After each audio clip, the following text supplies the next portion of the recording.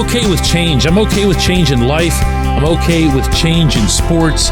And I've been more than okay, I feel like, with change in hockey. But there are some things that I'd really like to see stand the test of time. Good morning to you. Good Friday morning. I'm Dejan Kovacevic of DK Pittsburgh Sports. This is Daily Shot of Penguins. It comes your way bright and early every weekday. If you're into football and or baseball, I also offer daily shots of Steelers and Pirates in the same place that you found this. What a complete collapse last night in Raleigh by the Hurricanes. Up 3-1 entering the third period. And the Rangers come back to score 1 goal by Chris Kreider, 2 goals by Chris Kreider, a third goal by Chris Kreider. And the Rangers go on to take the series when the Hurricanes were this close to sending it back to New York for a Game 7. On one hand, it's exciting stuff. It's a further validation of what a special power forward Kreider's become in this league, and he really has. Which is funny because when he came into the league, all anybody talked about was his speed, but he's become, if not the guy, as far as size and strength in front of the net, then certainly one of the top 3 in the NHL. And, of course, there's the sub-story for those of you who pressed play on a podcast called Daily Shot of Penguins and would care that the local team lost out on a first-round pick that the Hurricanes would have had to send them as part of the Jake Guentzel trade had they reached the Stanley Cup final. All of that's done, and Jake's season is done. But what isn't done in this scenario is the ages-old thought process that you need to have outstanding goaltending to win a Stanley Cup, and that if you're trying to do it without outstanding goaltending, you are really swimming upstream. This episode is brought to you by Bet Online, your number one source for all your summer sports needs this season, from Major League Baseball, golf, NHL, NBA playoffs. Get the latest odds and lines, including all team matchups, player props, odds on just about everything that's out there. Head to the website today or use your mobile device to get in on the action. Bet Online, where the game starts.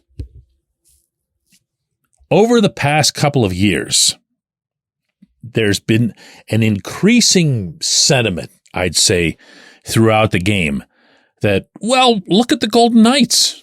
Can you even name who their goaltender was last spring? Who's been in goal for the Avalanche? And within that, there was, I don't want to make it sound like I'm picking on Kyle Dubas here, because this isn't a him thing. This is really growing around the sport. This common conversation that finding a goaltender is more luck than anything else. Finding a goaltender who wins for you in the playoffs is even more greatly influenced by luck. And I've never accepted that. Look, take this from somebody who covered Johan Hedberg's rise from 6th string goaltender in the San Jose organization to immediately coming to the Penguins late in the season, becoming their starter, and then knocking off, in order, Olaf Kolzig in the Capitals, Dominik Hasek in the Sabres, and then giving Martin Brodeur and the Devils all they could handle. These stories are very much the exception, and they are not at all the norm to which any organization should aspire. The Hurricanes go into every single season expected by almost everybody to be a legitimate contender for the Stanley Cup. Like, not one of the top 5 or 6 or whatever, but an actual contender for the Stanley Cup. And they never get there. They never even get close. And the reason for that, almost every season, is their goaltending. They don't go anywhere because they don't get the saves that they need. Look, you can look at those goals that were given up last night by Frederik Andersen, and you can point to a zillion different variables, and they looked like they were falling apart, and they were really backing off the Rangers' rush, which we've seen the Penguins do as well, by the way, where the Rangers are just flying through the neutral zone, and everybody just goes, whoa. Make the save. Certainly make the save on Kreider's first 2 goals. Those can't go in. Those are long range, whatever. You can't give those goals up in those settings. It affects the entire team.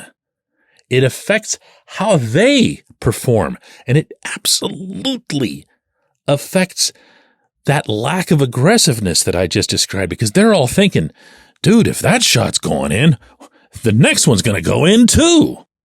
And so a team that is built on the forecheck and on possession is doing neither. And they're not comfortable. The people in the seats are not comfortable. The place gets really, really tight.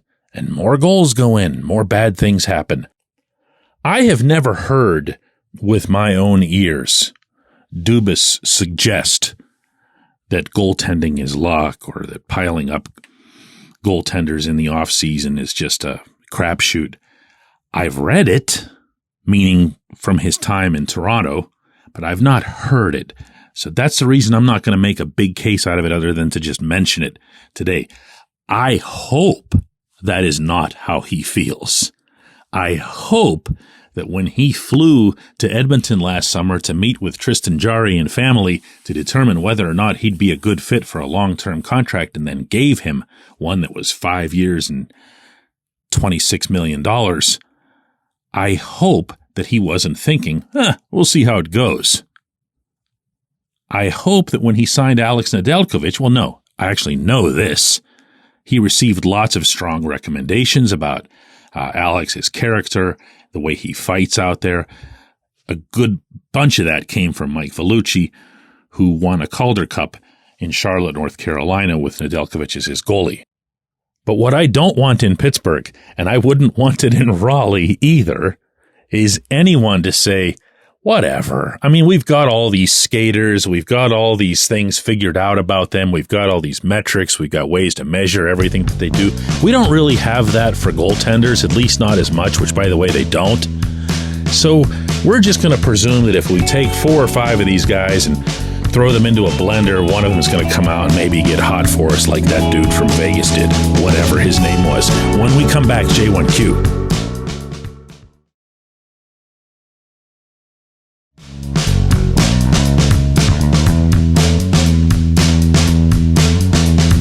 Today's J1Q comes from David, who says, so DK, when's Jake coming home? I knew that was coming. I knew it. Good job, Dave. Jake Guentzel is, of course, going to be an unrestricted free agent, barring the Hurricanes stepping up and signing him themselves. Don Waddell, in a recent press conference, strongly suggested that the Hurricanes would like to do that they'd be in favor of doing that. There is no such thing as an executive in the National Hockey League, a team executive, who at any point during a playoff run is going to say anything else. You can't recall, for example, Jim Rutherford saying during the Penguins Cup runs, well, it's nice to have this guy here, but we fully expect to lose him this summer. You know what I mean? I mean, those guys are out there giving you blood and guts for the uniform. The last thing you're going to do is throw a hint that, we'll see. We might be letting you walk in a few weeks or so. So I wouldn't take the Waddell thing too seriously. And I really wouldn't take it seriously if one considers that Carolina's current roster, the active roster that they were just using, has 10 pending free agents on it. 10. This is a team that probably just had its last gasp, meaning their last great gasp. I mean, they're still going to have, Teuvo Teravainen. They're still going to have Andrei Svechnikov, Jacob Slavin. They have some very, very good players. I'm not suggesting they're going to stink, but this was quite the lineup they were able to put out there, all except for one position. And as a result, Jake would be one out of a lot of guys that they'd have to deal with. So to that end, let's put it this way. If they don't sign Jake in advance of the free agency season opening up, they have absolutely no chance, because there are teams out there that have a lot of cap space. And one in particular, the new sort of Utah franchise, because the Coyotes were way under the cap. And the new ownership in Salt Lake City is swearing that they're going to spend up to the cap, as most teams do and as all expansion teams do. So if they want to make some kind of splash and they look at the existing talent that was on the Arizona roster, and it wasn't nothing, they actually were starting to do some pretty neat things over there. They might look to do something in the Jake range, and they would definitely have an easier time doing it than almost anybody. Now, would Jake, after years of being on the Penguins, I understand the Penguins haven't been a contender in a while, but he was part of a team that had Sidney Crosby and Evgeny Malkin, Chris Letang and whatever, right? So you're not going to say that, Jake was on some stinky team ever since he won the championship in 2017, and he was just part of a team that was supposed to be a Stanley Cup contender. So could he do that? Could he pull a Johnny Gaudreau and just go play for the Blue Jackets? I don't think so. And yes, that was a cheap shot, but it's also deserved. Gaudreau totally picked Columbus on purpose. I don't see that as being in Jake's DNA. I really don't. And I'm going to say it one last time to close out our shows for this week. No one on either side of the Penguins and Jake scenarios is ruling out that he'd return. I'm not here to get anybody's hopes up. Everybody that I talk to sounds not optimistic about it, but everybody that I talk to also swears up, down, and sideways that nothing's been ruled out in that specific regard. I appreciate the question. I appreciate everybody listening to Daily Shot of Penguins, and we will do another one of these Monday.